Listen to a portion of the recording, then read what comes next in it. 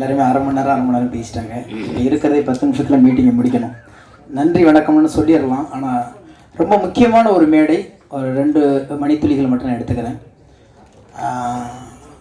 இந்த மேடையில் வந்து நான் இங்கே நிற்கிறதுக்கு காரணம் முதல்ல நன்றி சொல்ல வேண்டியது இசையமைப்பாளர் பரத்வாஜ் அவர்கள். இங்கே இல்லைனாலும் அந்த நன்றி நான் சொல்ல வேண்டியது இருக்கிறது. காரணம், இயக்குனர் சேரன்ஸ் அவர்கள் வந்து நான் பார்க்குறதுக்கு பல மாதங்கள் வெளியில் அவருடைய அலுவலகத்துக்கு வெளியில் நிற்கும்போது எப்பயாவது பார்த்துட்டா போதும் சினிமாக்குள்ளே உள்ளே போயிடலாம் அப்படிங்கிற ஒரு எண்ணத்தோடு இருக்கும்போது நிறைய அசிஸ்டன்ட்டை நம்பி அவங்க அழைச்சிட்டு போவாங்க. அங்கே போய் அலுவலகத்துக்கு வெளியே நின்றுட்டுருப்போம். நான் பார்த்துட்டேன் கூப்பிடுவார் அப்படின்லாம் சொன்னாங்க. அப்படி ஒரு பல வருஷத்தை நான் இழந்திருக்கேன் அதில். ஆனால் அது எல்லாமே ஏமாற்று வேலைங்கும்போது இவரை பார்த்ததுக்கப்புறம் தான் தெரிஞ்சிச்சு. அவரை காமிக்கிறேன் அப்படின்னு சொல்லிட்டு ஏதாவது கேட்பாங்க, எங்கேயாச்சும் அழைச்சிட்டு போக சொல்லுவாங்க பைக்கில், அப்படிலாம் நிறைய சுற்றிருக்கேன். அதெல்லாம் பெரும் கதை, அது வேண்டாம். எதுக்கு சொல்லணும்னா, அப்போ பரத்வாஜ் சார்ட்ட தான் நான் போயிட்டு பாடல் டியூனுக்கு எழுதுறதுக்காண்டி எப்போதுமே காலைல கிளம்பி ஆஃபீஸ் ஒரு போய் வேலைக்கு அவர் வீட்டுக்கு போயிடுவேன். எந்த படம் பண்ணாலும் என்ன டியூன் பண்ணாலும் எல்லாத்துலையும் எனக்கு டம்மி வார்த்தை எழுதிட்டு உட்காந்துட்டே இருப்பேன். எதுக்குமே சலிக்க மாட்டேன், எந்த வேலையும் கிடையாது. காலைல இதை எடுப்பேன், ஹெல்மெட்டு போடுவேன், இன் பண்ணுவேன், பைக்கில் போவேன், வீட்டில் உட்காருவேன். மத்தியானம் அவர் கொஞ்சம் தயிர் சாதம் கொடுப்பாரு, அவர் டியூன் பண்ண எழுதுறது தான் எனக்கு வேலை. அப்படி நாங்கள் வந்து அந்த தொடர்பு இருந்துச்சு. அப்படி இருக்கும் பொழுது ரகுமான் சாருடைய சசி ஸ்டுடியோன்னு ஒரு ஸ்டுடியோ, அப்போ உட்காந்து நாங்கள் டியூன் பண்ணிகிட்டு இருக்கும்போது தான் சேரன் சார் உள்ளே வர்றாரு. முதல் சந்திப்பு. அவர்கிட்ட அறிமுகப்படுத்துகிறாரு. சார், இவர் வைரமுத்துட்டு இருந்தவர் சார், புதுசாக பாட்டு எழுத ட்ரை பண்ணிட்டு இருக்காரு சார், ஒரு பாட்டு கொடுக்க முடியுமா அப்படின்னாரு. அப்போ அவர் சொன்னார், இந்த படத்தில் கொடுக்க முடியாது, அதாவது பாண்டவர் பூமி, இந்த படத்தில் கொடுக்க முடியாது, ஒரு பெரிய கவிஞர் இருக்குது மொத்த பாட்டு எழுதுறாரு, இந்த படத்தில் எங்களுக்கு டம்மி எழுதுறதுக்கு நீங்கள் கூட இருங்க அப்படிங்கும்போது எனக்கு அதுவே சினிமாக்குள்ளே கிடைச்ச மிகப்பெரிய வாய்ப்பு. அந்த படம் முழுக்க அவர் கூட வேலை பார்க்க போகிறோங்கிற ஒரு எண்ணத்தில் உள்ள பயணப்பட்டது. காலப்போக்கில் பல்வேறு சூழல்கள், அதை சொன்னால் ஒரு 20-25 நிமிஷம் ஒரு அழகான ஒரு கதை சொல்லலாம், படம் பண்ணலாம். அதையெல்லாம் மீறி அந்த படத்தில் எல்லா பாட்டுமே எழுதுகிற ஒரு வாய்ப்பு எனக்கு அங்கே ஆரம்பிச்சது. இயக்குனர் சேரன் கூட அந்த தொடர்பு, அதோடைய தொடர்ச்சி தான் ஆட்டோகிராஃபில் வந்து இயக்குனருக்கு உதவி இயக்குனர்கள் பேசுனது மாதிரி நானும் ஒரு செயல்படாத உதவி இயக்குனராக உள்ளுக்குள்ளே இருந்தேன். ஏன்னு கேட்டிங்கன்னா, கட்டுக்கட்டாக எழுதிட்டு உட்காந்துருப்பேன்.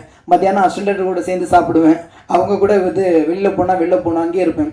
அப்படி எழுதி தான் வந்து இதில் வந்து ஒன்று வந்து பாவேஜி எழுதியிருப்பார், ஒன்று அண்ணன் எழுதியிருப்பாங்க. அதை மீறி எல்லாத்துலேயுமே அதில் இருப்போம். ஆனால் யார் பாட்டு எழுதினாலும் எங்கே போனாலும் திருத்தம்னா அவர் டேபிளுக்கு முன்னாடி நான் உட்காரணும், 2 பேரும் ஏதாவது பேசிக்கிட்டே இருப்போம். அப்படி பயணப்பட்ட இந்த படம் 21 வருடங்கள் கழித்து மறுபடியும் இங்கே கொண்டாந்து நிலை நிறுத்திருக்கு. இதே ஆர்வத்தோடு இதே படைப்பு உயிர்ப்போடு இருக்குன்னா, அன்னைக்கு அவரவர் வாழ்க்கையில் அமைச்ச அந்த பாதை இன்னைக்கு ஏறத்தாழ ஒரு 3000 பாடல்களை கடக்கிற அந்த சூழலை ஏற்படுத்தி கொடுத்த ஒரு அற்புதமான ஒரு மேடை. அதுக்கு பக்கத்தில் உட்காந்துருக்காரு பாருங்க. இவர் என்னை 3 படத்தில் விட்டுட்டாரு. ஆனால் அவர் முதல் படத்துலேருந்து இந்த நிமிஷம் வரைக்கும் என்னை கைப்பிடிச்சு அழைச்சிட்டு போகிற அமீர் சாரோடைய எல்லா படத்துலையும் எல்லா படப்பிலையும் நான் இருந்துட்டு இருக்கும்போது பார்த்தீங்கன்னா, ஒரு காலகட்டத்துக்கு அப்புறம் என் ஊர் தஞ்சாவூருங்கிறத மறந்துட்டு மதுரைக்காரனாக்கிட்டாங்க. ஏன்னா இவங்க 2 பேர்த்து கூட சேர்ந்த இவங்க 2 பேரும் என்னுடைய சினிமாவில் மிகப்பெரிய பலம். நான் இல்லைன்னா உண்மையிலே எப்பயும் நான் தொலைஞ்சு போயிருந்துருக்கலாம். எங்கள் ஊர் இயக்குனர்கள் கூட நான் எழுதினது இல்லை. ஆனால் இவங்க 2 பேரும் என்னவோ தெரியல, 2 பக்கம் கைப்பிடிச்சு தூக்கிட்டு போய் இன்னைக்கு நான் பேசப்படுற பாடல்கள்னு ஒரு 10 பாட்டு எழுதிங்கன்னா அத்தனை பாட்டு அவங்க 2 பேர்த்து படத்தில் எழுதினதாக தான் இருக்கும். அப்பேற்பட்ட களத்தை அமைத்து கொடுத்துட்டு இன்னைக்கு வந்து இந்த களத்தை கொடுத்துருக்காங்க. ஆட்டோகிராஃபை பற்றி நிறைய இன்சிடென்ட் இருக்குது. இப்போ பார்த்தீங்கன்னா, தொடங்குறது எங்கே தொடங்குறது இல்லைன்னு ஒன்று ஆரம்பித்தேன் பார்த்தீங்களா.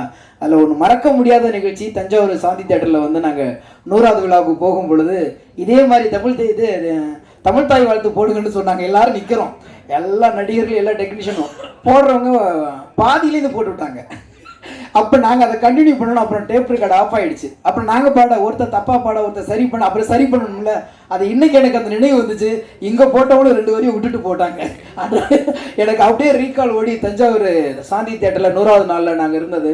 பஸ்ஸில் ஒவ்வொரு ஊருக்கும் போய் கொண்டாடுற அந்த விதம் இருக்கு இல்லையா, சினிமாவை கொண்டாடிய காலம் எப்படி கொண்டாடுது. ரசிகர்களோட நடித்த இயக்குனர்களும் டெக்னீஷியனை உட்காந்து கொண்டாடி ஒரு படம் வந்து உயிரோடு இன்னைக்கு வந்திருக்குன்னா, அதுக்குள்ளே பதிவு பண்ண அத்தனை வார்த்தைகளும் அவ்வளவு இயல்பான ஒரு காதலை சரி பண்ண இன்னொரு காதலால் தான் முடியும் என்பதை ஆட்டோகிராஃப் சொல்லிக் கொண்டு இருக்கிறது. வாழ்த்துவோம், வரவேற்போம். நன்றி.